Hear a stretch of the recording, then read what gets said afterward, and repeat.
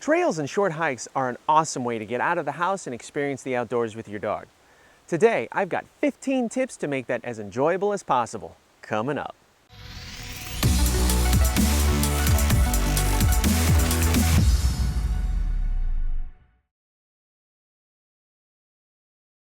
Ian here with Simpawtico Dog Training, and before we start traipsing around the woods here, please make sure you're subscribed so you never miss any of our videos. Also, like our page on Facebook so we can get better acquainted. You'll find that at facebook.com/simpawtico.training. And don't forget to check the description below for notes, links, and resources about the stuff we talked about.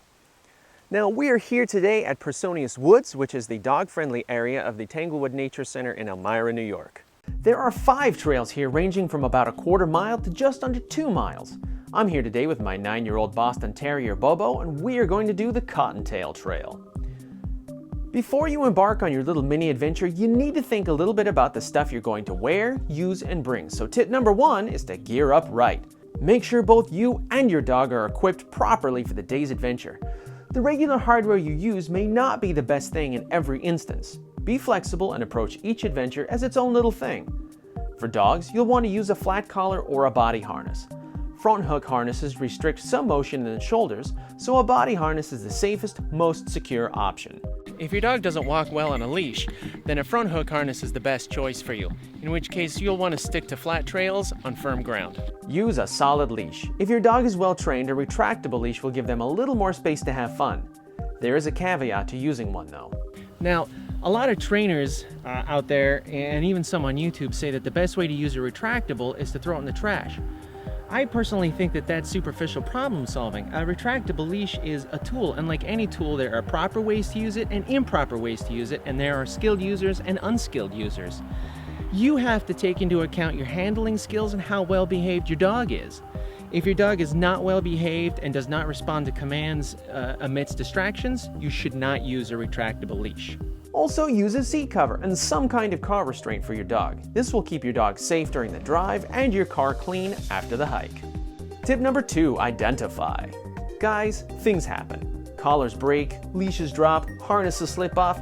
It's critical that your dog is carrying ID at all times when they're away from home so you can make sure they get back home safely. Number 3, obey the leash rules. Leashes are required for several reasons. It's for your safety, your dog's safety, the safety of other people, and the safety of other dogs.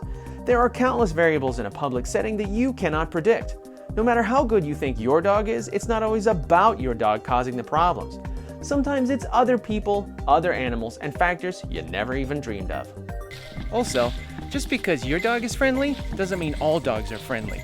That's called normalcy bias, and we talked about that in the walking safety video. Not everyone you meet on the trail wants to meet your dog. Some people don't like dogs, or are afraid of dogs, or can't physically handle being jumped on. Everyone has the right to walk in a public place without having to encounter your loose dog. The concept of consent applies here just as much as anything else in our lives. Tip number 4, think about critter control. First off, be aware of the kind of critters you can run to in your area. Here in upstate New York, we have a ton of ticks. We also have black bears, and in these hills, rattlesnakes. The best critter control strategy is being proactive. For starters, dogs should have a flea and tick repellent or treatment. You may want to consider vaccinating your dog against Lyme disease too. Also, a bear bell is a good thing to clip onto your leash, your dog, or even your backpack. Most wildlife will beat it if they hear you coming. Number 5, consider a trek pole or a walking stick. Trekking poles and walking sticks not only help with balance, but also help reduce the wear and tear on your knees and legs while improving overall circulation.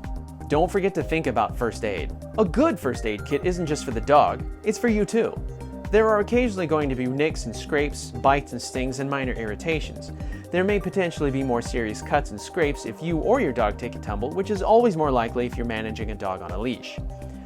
I've got an easily accessible trauma kit that's attached to the back of my car seat, so I always have it with me. You could also get one of these small kits at your sporting goods store and drop it in your pack or stow it in the glove box of your car. Please make sure that you always pack your poo. Dog poop was one of the most common carriers of parasites like tapeworm and roundworms and bacteria like Salmonella, Giardia, and Cryptosporidiosis. In 1991, the EPA labeled dog poop as a non-point source pollutant, which technically puts it in the same category as insecticides, oil, grease, and acid drainage from old mines. Awesome. I'm not trying to scare you. All of us dog owners deal with dog poop every day, and if you're smart by using baggies, disposing of it responsibly, and washing your hands, you'll be fine. But allowing many dogs to poop in an area that is not picked up can potentially lead to serious issues. Case in point, the EPA estimates that 2 or 3 days worth of poop from a population of about 100 dogs would contribute enough bacteria to temporarily close a bay and all watershed areas within 20 miles of it to swimming and shellfishing. Wow. Plus, dog poop doesn't biodegrade like deer or squirrel poop does, and it's annoying to see, smell, and especially step in when you're out walking. Bottom line is pick it up, pack it out, and dispose of it like a grown-up. Even though the outdoors are beautiful, keep an eye on your dog and watch for signs of heat stroke. If your dog's internal temperature gets over 109 degrees, you're gonna have serious trouble. Know your dog's limits and don't allow them to overexert themselves. They'll just keep on trucking to make you happy, so you've gotta be sensitive and smart. If you see a bright red tongue hanging out the side of their mouth, deep labored panting, lethargy, and other symptoms, you should get into the shade, stop, and wet their chest and armpits. In serious cases, heat stroke can even be fatal. You may need to hightail it to your vet. Best bet is to be proactive though, so make sure you take breaks. Whether or not your dog is getting overheated, it's a good idea in any event to stop and take periodic breaks. Sit on a bench, hang out in the shade, and get a drink of water. Tip 10, bring a carabiner. There are plenty of reasons why you may want to be hands-free for a moment. Being able to clip to your belt, backpack, a tree, or a bench can be very beneficial. If you need to get something from a pack, get a drink of water, or just want to take a picture of something cool, being able to secure your dog for a moment is important. Don't cheap out on this. Do not buy one of those carabiners you find at Walmart next to the register to put your keys on. These are not rated for weight and the pins will fall out of the hinge. Get a climbing carabiner with a locking gate. I picked this one up at Field & Stream for about 16 bucks, and I've got 2 more locked to D-rings in the back of my car.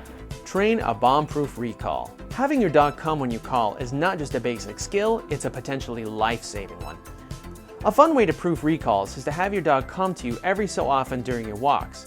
Every 100 yards or every 10 minutes or so, stop, call your dog to you, and then reward them immediately with praise in the continuance of the walk. Train a bomb-proof leave it. Out here there are mushrooms and fungus on the trail.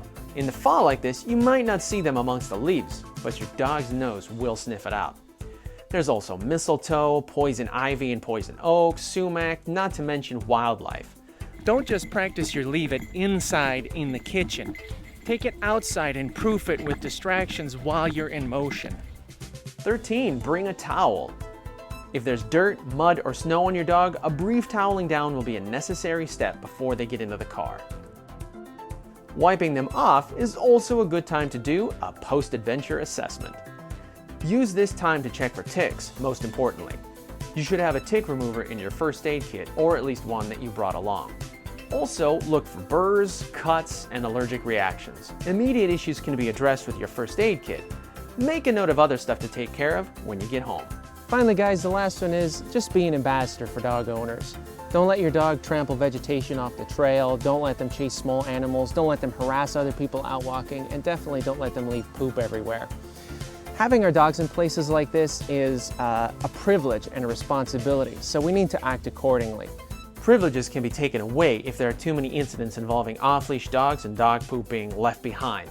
It's up to us to be responsible and keep these places open to dogs.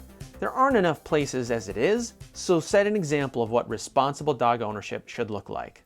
Well, that's it, everybody. Thanks for joining me and Bobo on our little excursion today, and I hope you found those 15 tips useful. Question for you. What are your favorite short trail and hiking tips? What gear do you recommend? What are some things maybe we forgot? Let me hear from you in the comments. Don't forget to give us a thumbs up if you learned something useful, and as always, keep learning, keep practicing, and we'll see you next time. Thanks for watching.